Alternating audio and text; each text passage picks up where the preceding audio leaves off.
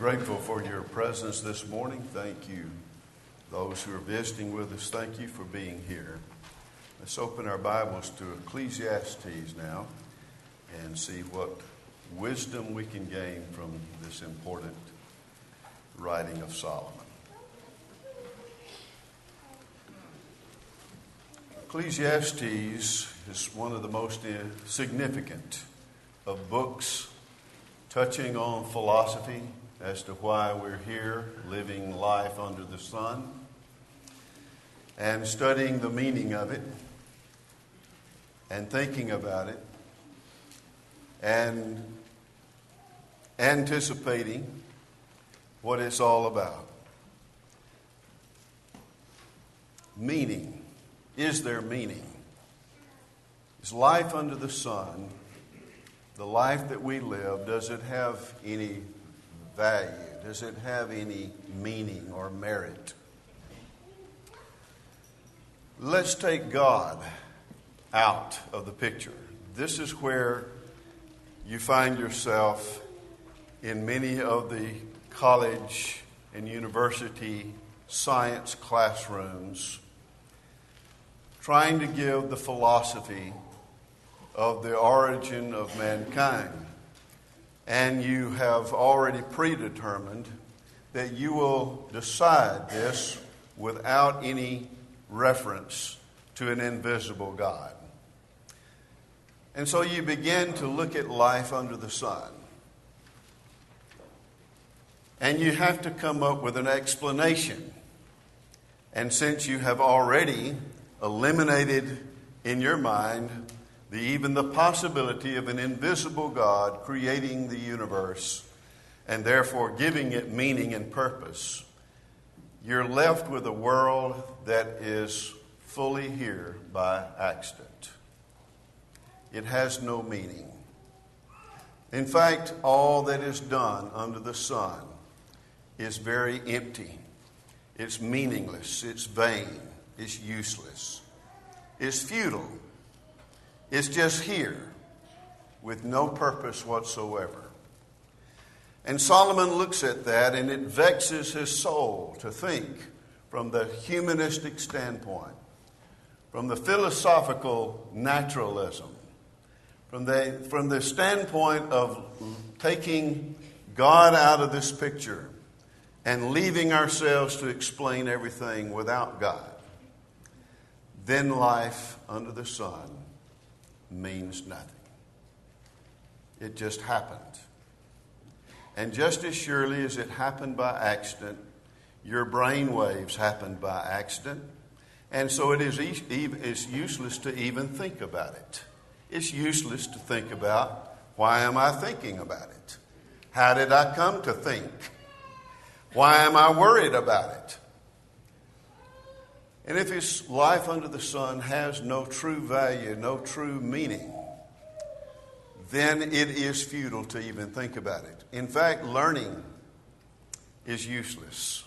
And Solomon will go through a series of purposes that men give themselves to explain their particular meaning.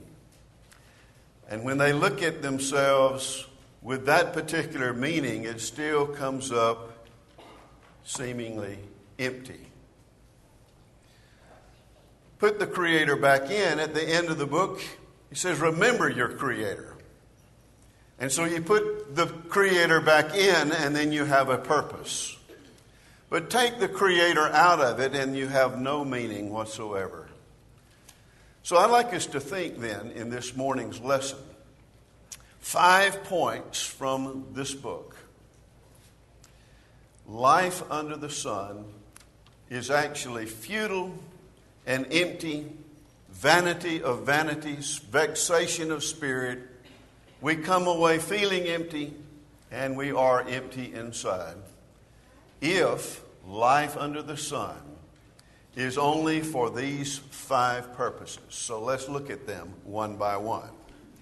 The first one, life under the sun is futile and empty, has no real lasting meaning whatsoever.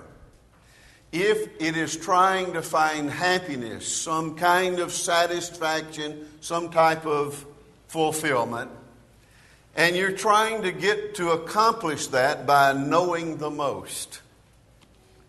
That is, you educate yourself, and you keep educating yourself to the point that you feel like you've mastered more than anybody else.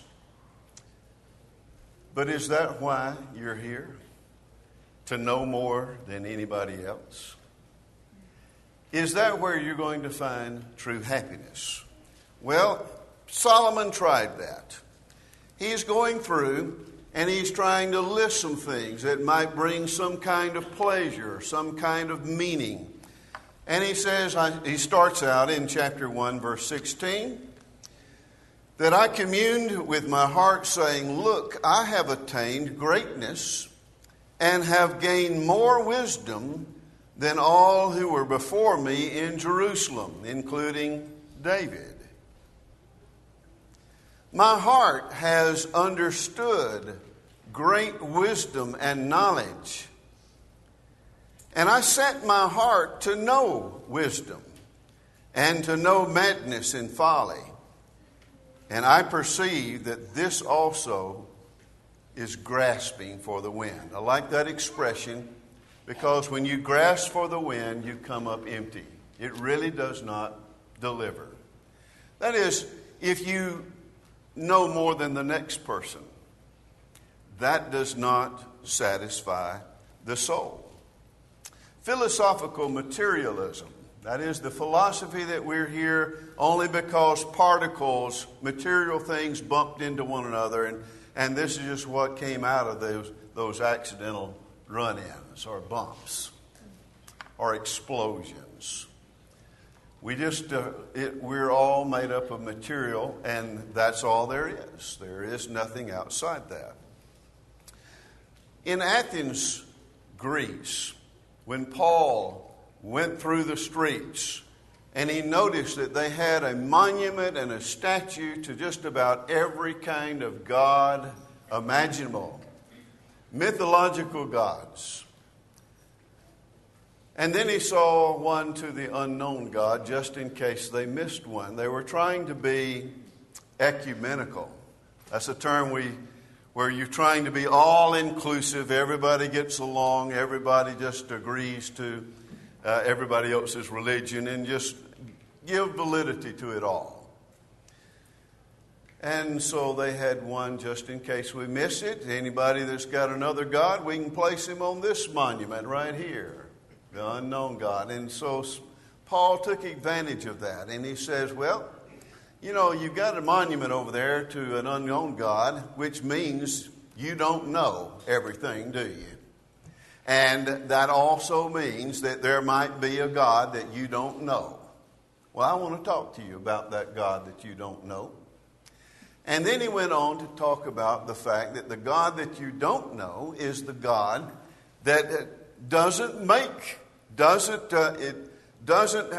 depend on us building him up into some kind of statue form. He doesn't depend on our hands to make him. No, what this God does, he's the one who gave you life. He put life into you. That you live and you move and you have your very being because the true and living God, the one that you say you don't know, this is the one who made everything. So Paul argued with some of the greatest Greek philosophers of the time in Acts chapter 17, and he reasoned with them about the true and living God that gives life to every man. Well, arguing with the philosophers on Mars Hill or the Areopagus, there were those who said, well, we want to hear more about this God that you say raised this Jesus from the dead. And so they dedicated some time for that. Well, Paul, right down from Athens, also talks to the Corinthians, writes a letter to them Because in that area of the world, that was the way you approached life. You just tried to figure out things just without a true and living God, just any God anybody wanted to make up. Well, in 1 Corinthians chapter 1, verse 21, Paul wrote to the Corinthians this. He says, "For since in the wisdom of God, the world through wisdom did not know God." You see, all of those gods that they made in Athens, lined the streets with them, they still didn't know the true and living God. And he says, in the wisdom of God, the world, or since in the wisdom of God, the world through wisdom did not know God, it pleased God through the foolishness of the message preached. And he's speaking of the gospel, the message of the gospel of Jesus, to save those who believe. In other words, you cannot figure it out just by looking at life under the sun and determine your real purpose. The message preached, that is the gospel of Jesus Christ, is going to tell you everything that you need to know about why you're here and why you're living this life under the sun. Now, if you were among those who just tried to figure it out with just material thoughts or a philosophy that says, I'm only going to look at it from the standpoint of what I can see with my eyes and touch with my hands, then you would not be able to include the invisible things. You could not even explain the wind, for you cannot see it. You can only see the effects of it. And we may not can see God, but just as the wind, we can see the effects of God. The psalmist says, the heavens declare the glory of God. The firmament shows his handiwork. These, the very life, the very air that you breathe, the very fact that lungs are here inside your body and you can soak it all in, all of that tells you there's something outside that created everything that we're seeing under the sun. But if you look at life and you're trying to find some kind of satisfactory answer without God, by simply exercising your mind and thinking on material things as the answer, then it will be very, very futile. Your very efforts will wind up like you were reaching out to grab the wind, and every time you came up with nothing. Well, there's another thing that he points out in chapter 2. In chapter 2, verses 1 through 15, he would show us in this section that if you spend your life seeking just for pleasure, what can I find that's enjoyable to do or enjoyable to have? If I can accumulate some things that gives me pleasure, would that be why I'm here? Just to enjoy those things? Well, he says this in chapter 2. I said in my heart, come now, I will test you with mirth. Therefore enjoy pleasure. But surely this also was vanity. I said of laughter, it is madness, and of mirth, what does it accomplish? That I laughed? Is that why I'm here? I searched in my heart how to gratify my flesh with wine while guiding my heart with wisdom, and how to lay hold on folly until I might see what was good for the sons of men to do under heaven all the days of their lives. I made my works great. I built myself houses and planted myself vineyards. I made myself gardens and orchards, and I planted all kinds of fruit trees in them. And I made myself water pools from which to water the growing trees of the grove.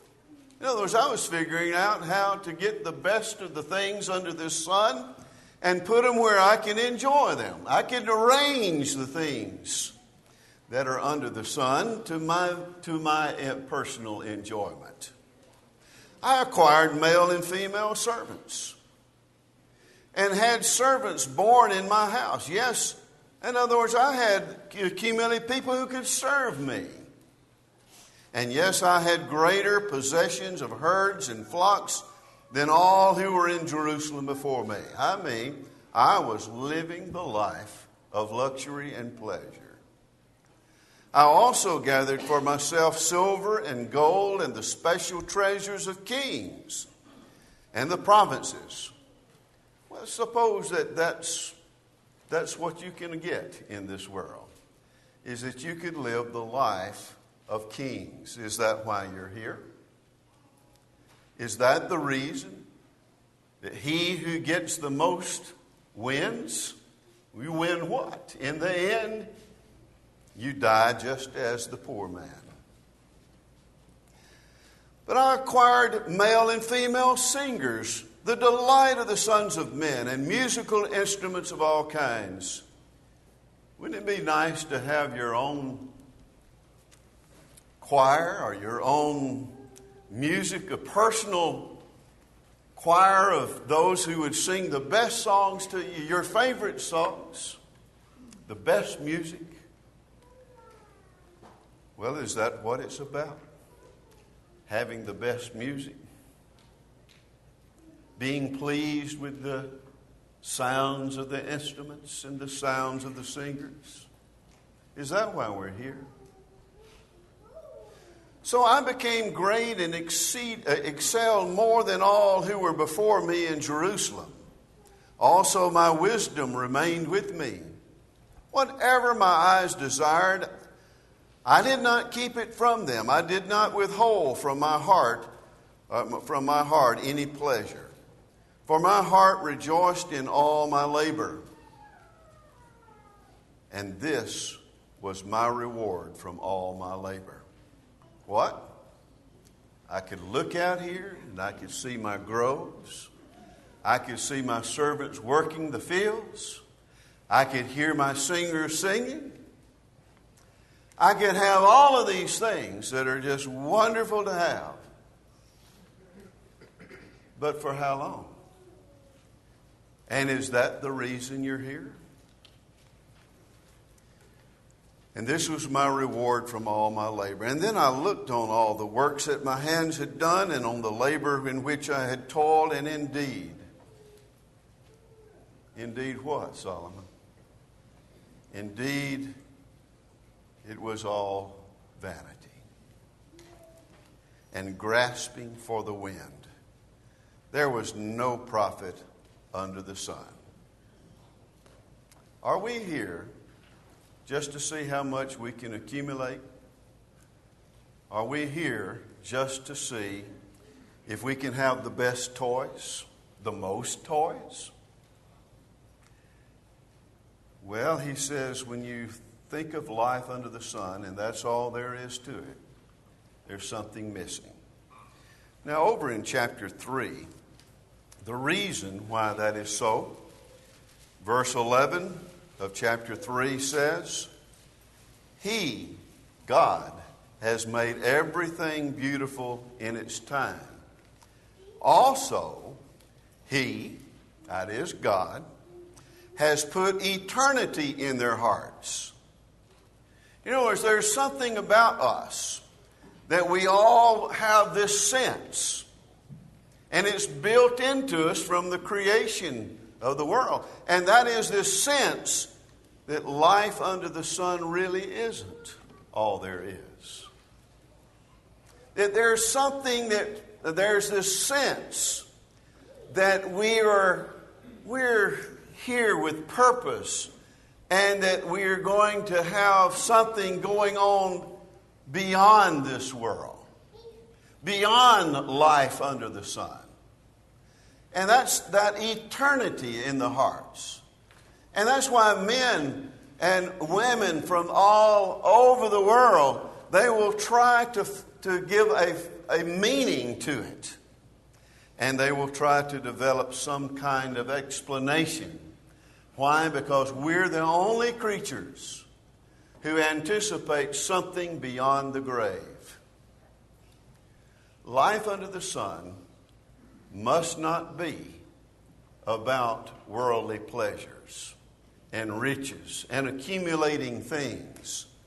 Life under the sun must have some purpose beyond life under the sun. Well, the third thing, verse 18. I hated all my labor in which I toiled under the sun, because I must leave it to the man who will come after me. I've got to give it all up one day. And who knows whether he will be a wise man or a fool? Wouldn't it be tragic to build the finest house and have the finest yard and have the finest things, and then your body starts to break down, and then you wonder, what's going to be done with all this stuff? And then the thing that really vexes you even more is to think, whoever gets it might not be very smart, may not be very wise with it. They may just blow it. All the work that I did for nothing. And who knows but what a fool would come along and let it just go to total ruin. Who knows whether he will be a wise man or a fool? And yet he will rule over all my labor which I toiled, and in which I have shown myself wise under the sun. And this is vanity. This also is vanity. And therefore I turned my heart and despaired of all the labor which I had toiled under the sun. For there is a man whose labor is with wisdom and knowledge and skill, and yet he must leave his heritage to a man who has not labored for it. What was it for? It was all vanity and a great evil. For what has man for all his labor and for the striving of his heart with which he has toiled under the sun? For all his days are sorrowful, and his work grievous. Even in the night his heart takes no rest. In other words, he goes to bed and he's worried about his stuff. Was that the reason for being here under the sun, is to worry about your stuff? So if you think about spending life just to accumulate more things, it is going to vex you. There is something more than that. Jesus talked about this in Luke chapter 12. You remember he talked about the man who said, hey, where am I going to store my other things? And so he built bigger barns, and he started storing his stuff in bigger barns. Is that it? So you can have lots of things? Is that why you're here? And then he said, that night his soul was required of him. And then whose will these things be? That's something for us to think about. We must have a greater purpose. But if we're only focused on life under the sun, we can't see beyond the sun to the realm of God himself. If all we can see is the here and now, then it's very empty, and it will vex our souls. Here's another thing. In chapter 4, verses 1 through 3,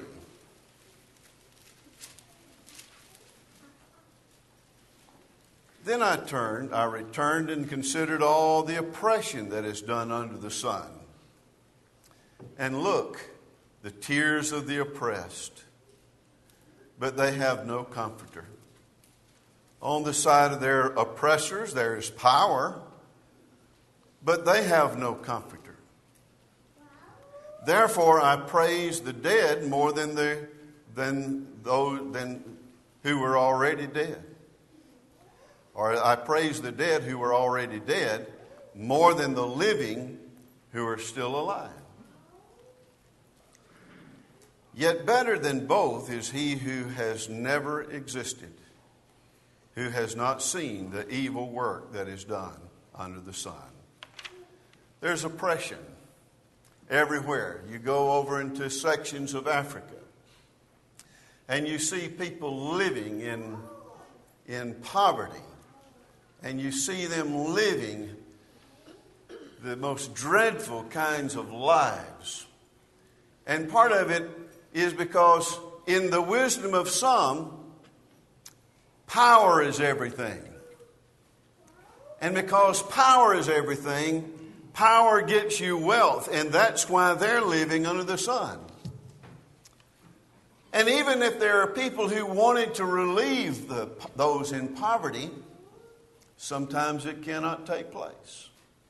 And so sometimes there are those who have great wisdom, but they can't solve the poverty problem because there's the power and the greed problem. And it's all eating away at various sections.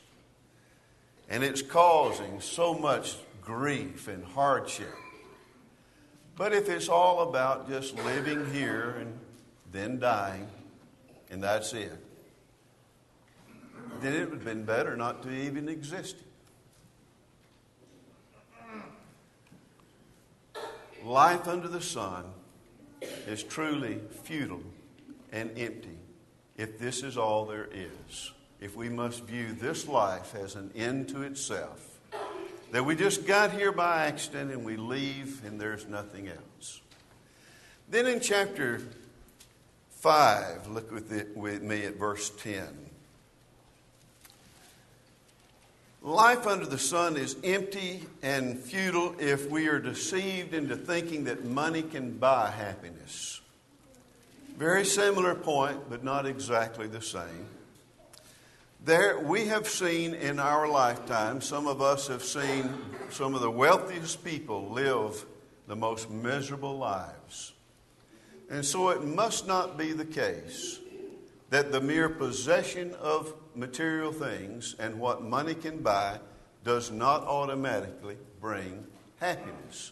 And we must not deceive ourselves into thinking that it does. Elvis had great fame, great wealth, but he lived a miserable life.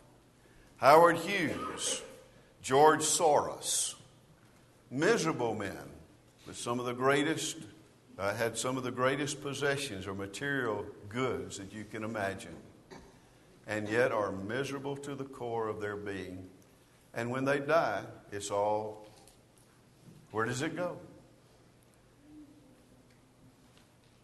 If life under the sun is spent thinking that I would be satisfied if I had more money, well, you might be relieved to some extent, but then you'll bring on some other problems. Listen, he who loves silver will not be satisfied with silver, nor he who loves abundance with increase.